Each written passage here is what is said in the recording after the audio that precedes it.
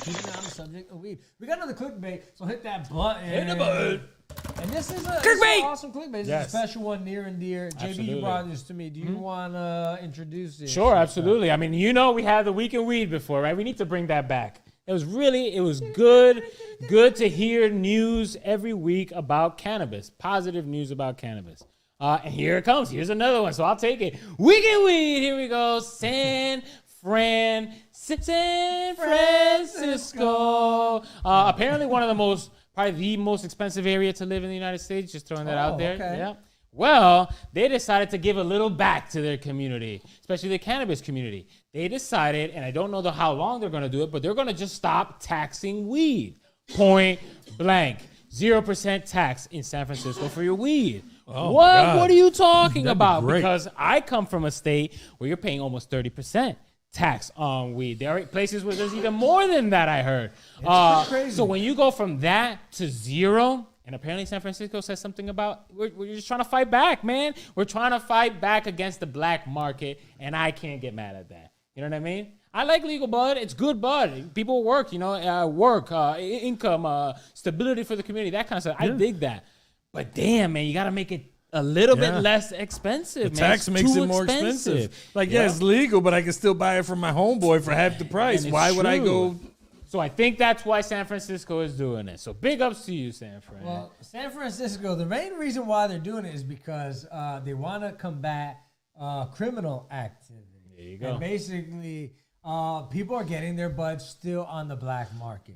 So this thing is supposed to take effect. I'm not sure if it's immediately, but basically the legislation spearheaded by District 8 Supervisor Rafael Mandelman is going to suspend the cannabis on tax through December 31st, 2022. Oh, full so year. all the way through next year. Oh, wow. Only at, obviously, legal cannabis retailers. So they're trying to cut out the plugs. Yeah, so basically what's been happening is that they're noticing a correlation between a rise in cannabis taxes and a rise in a rise in cannabis taxes and a decrease in legal cannabis consumption.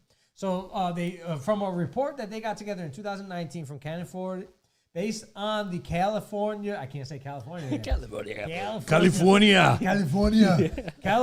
Legislative Analyst Office. Okay, they found an increase in cannabis tax rates directly tied to ongoing illegal cannabis sales, with a possible 10% increase to state retail tax, resulting in a 7 to 22% decrease in legal cannabis consumption. It's not because people are just saying, I can't afford it. No, they're getting it wherever they're going to get it cheaper. Exactly. So, You're going to get the best deal. It's like anything else. I mean, if I can get a half ounce for $100 from my homeboy, why am I going to go to a dispensary, deal with everything that I got to do at the dispensary, and then pay $150 for that same? I want to. I want to go to the dispensary. I want to get my money to the state, to the people, the workers, and the weed is good. They put a lot of science and effort into this weed.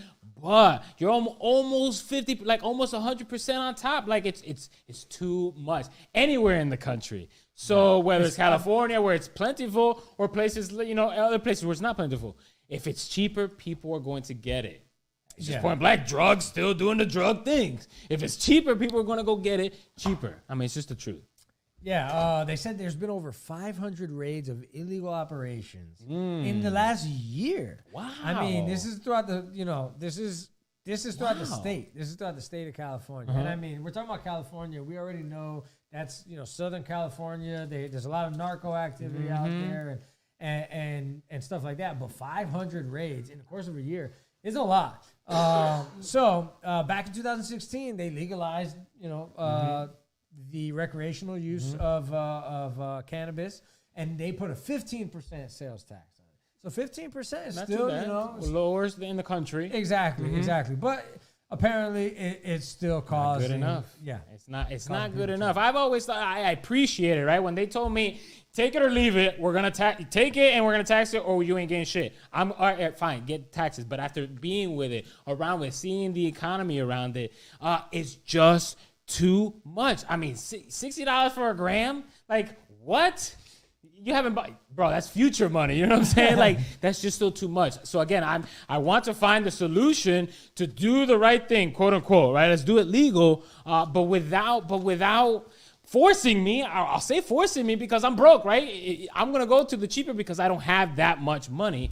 I'm gonna go where I can get it cheaper. Help me out there. I feel you on that. I really do. I understand that money's tight for a lot of people, and it's who wouldn't decide? All right, I'm gonna go somewhere where I'm gonna pay less, or I don't have to pay taxes, right? Billionaires do it all the time. Absolutely. Right? Who wants to pay taxes on anything? Really, nobody does. But I think that once people pay taxes on cigarettes. They still smoke cigarettes. People pay taxes on alcohol. They're not going to their back, to their neighbor looking for moonshine.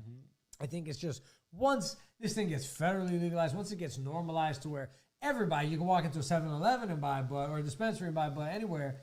I think people get used to paying a tax on it. It sucks. It sucks, but we have no problem paying a tax on for alcohol. I know it's not twice the normal. Exactly, and I think that's ultimately what my argument is. It's just too much. The tax is too much. Take your 6% sales tax. Yeah. Take your 6%. I think take your 6%. I think that people a lot of times, and I don't want to say left or right, Democrats or Republicans, but I think a deal had to be made, right, to pique the interest of those in power that are of only interest in money, in financial interest in the legalization, right? So how do you pique their interest? Listen, you know what? I want to legalize weed. Let's just make it happen. Tax the hell out of it. Whatever we got to do to get it legal. You want to throw a 15% tax? We'll throw a 15% tax. I just don't think that they thought in the long run people would start saying, all right, this is ridiculous. It's enough. It's enough. Like, if I went to my bank account and actually counted on how much money I spent in legal weed, I would probably slap myself in the face because it's just that much money that you spend on top. You said the key word, man, money. It's money. Like, it was illegal because people couldn't get, it couldn't get their money in. Then they legalize it, but then they tax it so they can get their money in. Like, it's... If you make the choice to suspend taxes, you could have done it always. Like, it would not have. It doesn't hurt your economy. That's why you're allowed to do it. You're bringing tons of money. That's my point. Like, you're bringing so much money that you really didn't need to tax the money. So that just shows me that it's about the money, not about the crime, maybe not about. Businesses need to. I mean, the state gets the tax money. The businesses keep the money. So this is supposed to help the businesses, right? This is supposed to be a relief on the businesses. It's going to help the small businesses and things like that.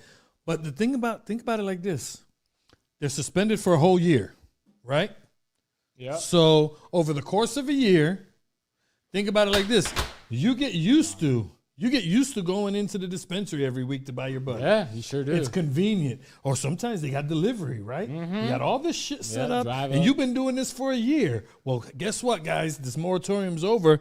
The taxes are coming back, and now that quarter that has been so convenient getting delivered to your house for $60, now it's going to cost you $80 or $90. Okay, so but my thing is, are you immediately going to say, no, fuck that, I'm not doing it, I'm going to go find me another plug again? You're probably going to be like, you know what? Fuck it, I'll pay the extra $20, $30. It's convenience, I'm used to it. Here's the question.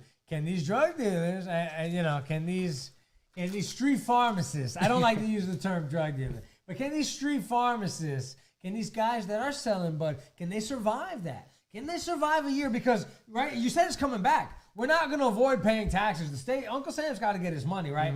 But can these guys, the guys that are putting these businesses out of business, right, can they survive a year of people being able to go to the dispensary and have options, have multiple options, have safer options? Probably not. That's what I'm saying. So you're right. So after a year, you may not have a choice. This is meant to just put them out of business. What's up, everybody? It's your boys Frank the Tank and JB Perez from the Podheads Web Show. Here to remind you to hit that like and subscribe button. Also, hit the alerts button if you want to find out every time we drop some new fire. Yeah, that's right. And we're dropping new videos every day at 4:20. So if you like what you saw, click here or here for more content from the Podheads.